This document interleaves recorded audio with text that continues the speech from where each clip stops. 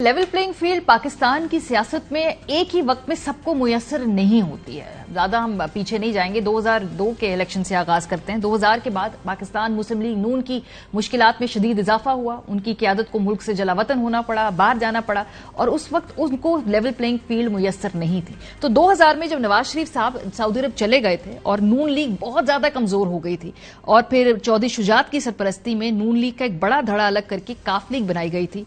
मोहतरमा बेनजीर भुट्टो की जलावतनी के दौरान 2002 में पीपल्स पार्टी तोड़कर पीपल्स पार्टी शेरपाओ और पेट्रियट्स बना दी गई थी और दो बड़ी जमातों नून लीग और पीपल्स पार्टी के कमजोर होने के बाद 2002 के आम इंतखाबात में काफ लीग की हुकूमत आ गई थी। तो ईयर 2002 में अगर हम बात करें, ना पीपल्स पार्टी के पास लेवल प्लेइंग फील्ड थी, ना PMLN के पास लेवल प्लेइंग फील्ड थी। फास्ट फॉरवर्ड ईयर 2008 में हम आ जाते हैं।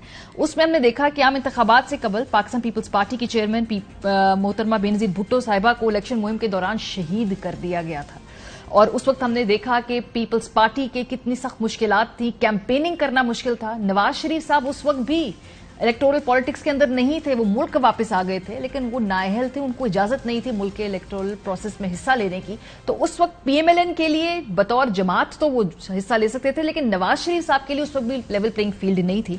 परवेज इलाही साहब भी उस वक्त दुख का इजहार करते थे 2014 में, कहते थे हमें उस वक्त बता दिया गया था कि अगर आप जीत भी जाएंगे फिर भी आपको हुकूमत नहीं बनाने देंगे। तो काफ लीग भी 2008 में लेवल प्लेइंग फील्ड का शिकवा कर रही थी। जरा सुनिए।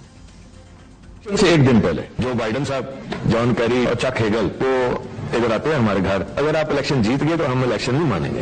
मैंने कहा अच्छा, मुझे जरा गुस्सा लगा, फिर ये इलेक्शन हो गया।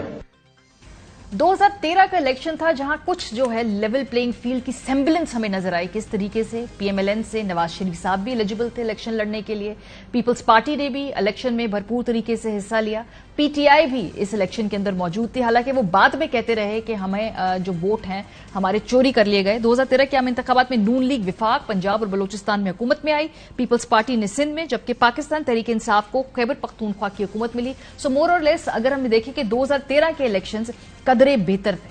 फिर आते हैं जी 2018 के इलेक्शन और यहां पर जो लेवल प्लेइंग फील्ड का कबाड़ा हुआ, ये हम आपको दोबारा दिखाएं कि इस इलेक्शन से कबल हमने देखा कि नून लीग के कायद नवाज शरीफ साहब को नाअहली और कैद की सजाएं सुनाई गई। नून लीग के अहम रहनुमा जमात को खैरबाद कह गए, जबकि जनूबी पंजाब से बड़ा धड़ा PTI में शामिल हो गया। 2018 के आम इंतखाबात में पाकिस्तान तहरीक इंसाफ को विफाक पंजाब और खैबर पख्तूनख्वा की हुकूमत मिली, पाकिस्तान पीपल्स पार्टी ने सिंध में हुकूमत बनाई और PMLN को लेवल प्लेइंग फील्ड नहीं मिली है। सो ये अब 2022-23 के इलेक्शन में PMLN को कदरे लग रहा है कि लेवल प्लेइंग फील्ड मिल रही है, लेकिन क्या उसमें नवाज शरीफ साहब भी होंगे खुद या नहीं होंगे, उनकी जमात हिस्सा लेगी। PTI को जाहिर सी बात है मुश्किलात का सामना करना पड़ रहा है, वो बिल्कुल अपनी रैलीज, अपने किसी भी किस्म की पॉलिटिकल एक्टिविटीज इस वक्त नहीं कर सक रहे।